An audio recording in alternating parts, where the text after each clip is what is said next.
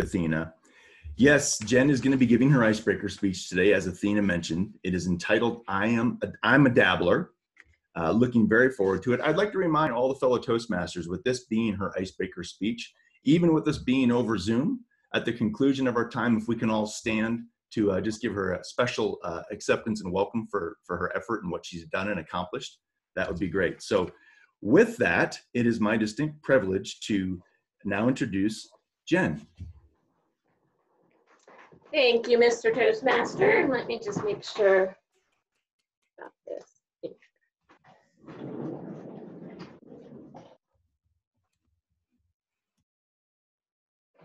I'm a dabbler.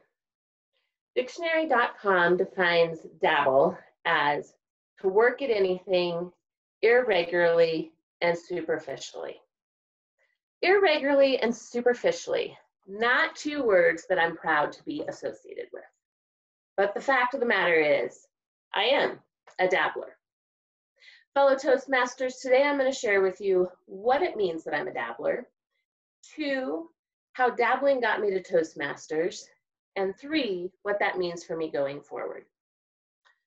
So during this whole quarantine time, my husband and I decided to pull out our mountain bikes and dust them off and hit the trails. And yes, you heard me right, we had to dust them off because we hadn't ridden in years. Now, don't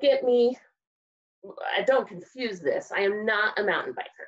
I have owned a mountain bike 20 years, and in that 20 years before this quarantine, I've probably ridden maybe 40 times. So that's easy math, twice a year. When you do something twice a year, it's really hard to get good at it. See, I ride irregularly and superficially. I'm not a mountain biker. I dabble in mountain biking.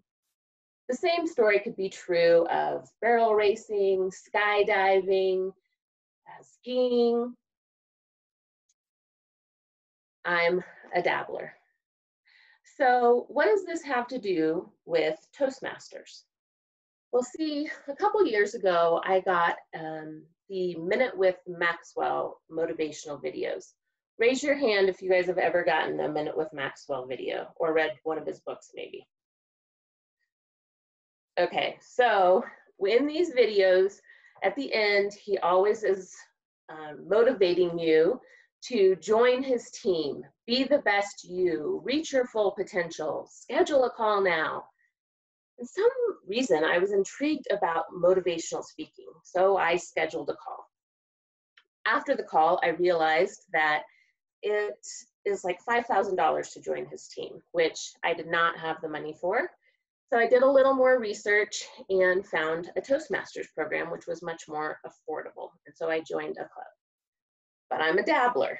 And so I was attending meetings irregularly and superficially. And when it was time to renew my dues, I hadn't been to a meeting in months, and so I decided not to renew my dues. So how did I get to Pikes Peak Toastmasters? Well, it was my sister. She said, Jen, what are you doing for yourself? See, I was having an annual midlife crisis, and yes, I have midlife crises annually, about annually. And she said, what are you doing for yourself? You're a phenomenal mom, a wonderful wife, an amazing sister, but what are you doing for yourself? You need to go exercise or read a book, do something. I'm like, well, I have been exercising, thanks for noticing, sister.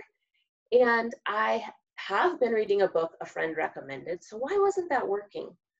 So as I'm sitting at my desk, I'm thinking, I get it. I was doing those things because I thought I should be doing them, not because I wanted to be doing them. So what is it that I wanted to do? And as I'm journaling about it at my desk, I look over, and on my filing cabinet is a blue ribbon from my last Toastmasters club.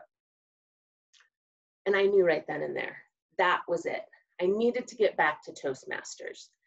Because see, for me, Toastmasters is like exercise for some. It's what gets me out of bed in the morning. I love writing speeches. I love the challenge of delivering them. It's my exercise. And so that is how I'm before you today. So what does that mean for me going forward? Well, I'm a little embarrassed to say that when I joined Toastmasters, I didn't have any goals.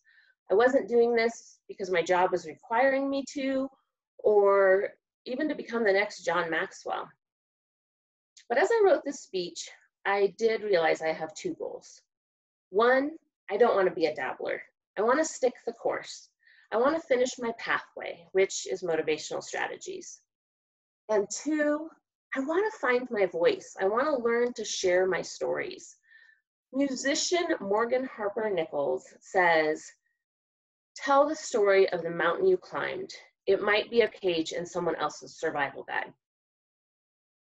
I realized as I wrote this speech, I don't have a story. I have many stories, but I need to learn to be vulnerable again. So fellow Toastmasters, as I learn to be vulnerable again, and as I learn to find my stories, I ask that you be patient with me.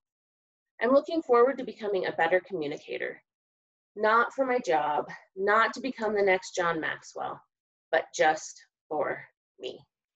Thank you, Mr. Toastmaster. Woo, thank you. Please stand, everyone.